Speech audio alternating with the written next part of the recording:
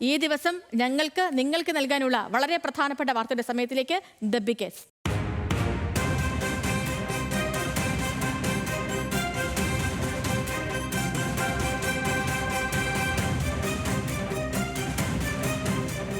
ആറന്മുള വിവാദ പദ്ധതിക്കായി വീണ്ടും നടത്തിയ നീക്കത്തിന്റെ കൂടുതൽ വിശദാംശങ്ങൾ ന്യൂസ് മലയാളത്തിന്.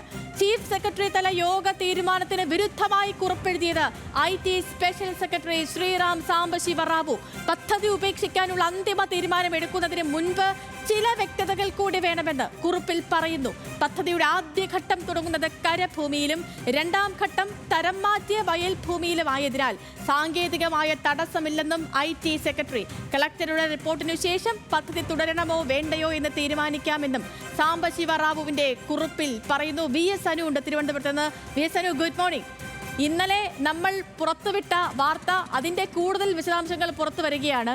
പ്രത്യേകിച്ച് ഈ പ്രശ്നത്തിന് ഈ ഓരോ വകുപ്പുകളും ഓരോ മന്ത്രിമാരും കൂടിയാലോചിച്ച് ക്ലോസ് ചെയ്ത ഒരു പദ്ധതിക്ക് അതിൽ ഇനി ആ ഫയൽ എങ്ങനെ ഓപ്പൺ ചെയ്യണം, അതിന് ഏതൊക്കെ തരത്തിൽ സാങ്കേതിക പ്രശ്നം ഉണ്ടാകുമോ അതിലെ വിഷയങ്ങൾ പോലും ചൂണ്ടിക്കാട്ടിയുള്ളതാണ് സാംബശിവ റാവുവിൻ്റെ ഇപ്പോൾ പുറത്തു വന്നിരിക്കുന്ന കുറിപ്പ്. ഇതിലെ വിശദാംശങ്ങൾ എന്തൊക്കെയാണ്?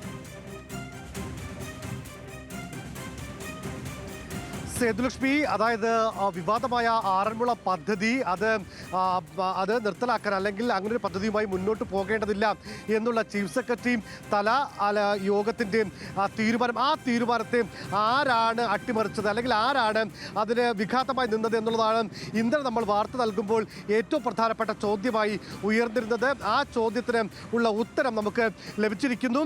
ഈ പദ്ധതി വീണ്ടും തുടങ്ങണം എന്നുള്ള നേരത്തെയുള്ള ചീഫ് സെക്രട്ടറി തല കമ്മിറ്റി തീരുമാനത്തെ അട്ടിമറിച്ചത് IT സെക്രട്ടറി ആയിട്ടുള്ള Sriram Sambasiva റാവുവാണ്.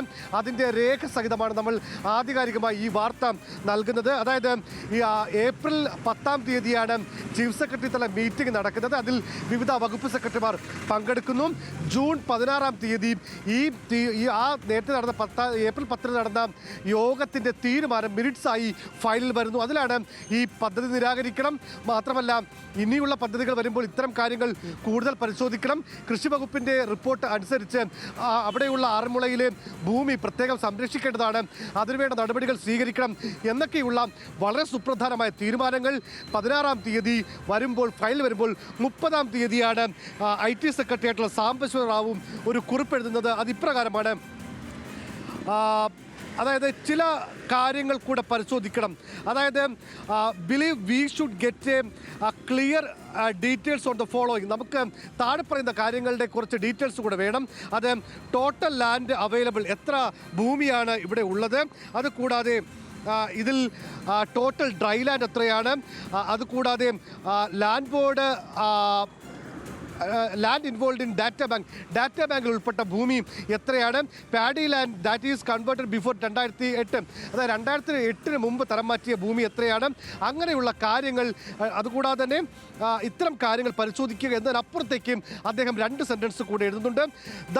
The proposal of the company is to take off the first phase in dry land. അതായത് സാംബശിവ റാവു പറയുന്നത് ഈ പദ്ധതിയുടെ ആദ്യഘട്ടം തുടങ്ങുന്നത് കരഭൂമിയിലാണ്, മാത്രമല്ല second phase in paddy land that was converted before 2008, അതായത് 2008-ന് മുമ്പ് തരം മാറ്റിയ ഭൂമിയിലാണ് രണ്ടാമത്തെ ഘട്ടം അതായത് ഈ മെഗാ ക്ലസ്റ്റർ തുടങ്ങുന്നത്.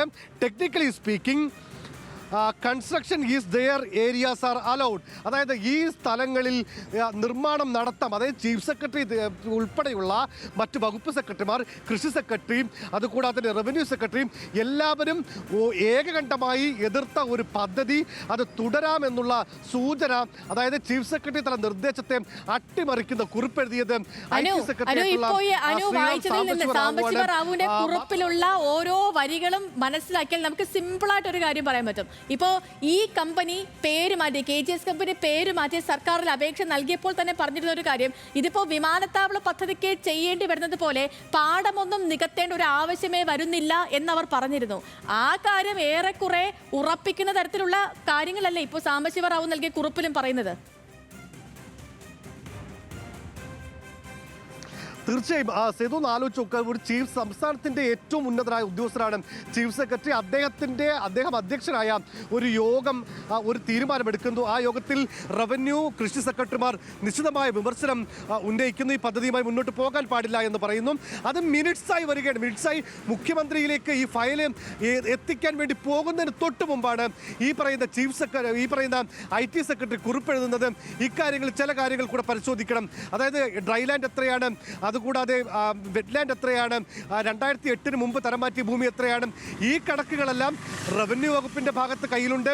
അതുകൂടാതെ കൃഷി വകുപ്പ് നൽകിയ കണക്കിൽ ഈ പറയുന്ന എല്ലാ കണക്കുകളുമുണ്ട്. അങ്ങനെ ഈ കണക്കുകൾ സർക്കാരിന്റെ കയ്യിൽ തന്നെയുള്ള കണക്കുകളിൽ മറ്റൊരു ഫയൽ എന്തിനാണ്, അല്ലെങ്കിൽ മറ്റൊരു റിപ്പോർട്ട് എന്തിനാണ് കളക്ടറോട് ചോദിക്കുന്നത് എന്നുള്ളതാണ് ഏറ്റവും പ്രസക്തം. മാത്രമല്ല ആ ഡേറ്റയ്ക്ക് താഴെ അദ്ദേഹം എഴുതുന്ന കാര്യങ്ങളാണ് ഇതിൽ ഏറ്റവും പ്രധാനം.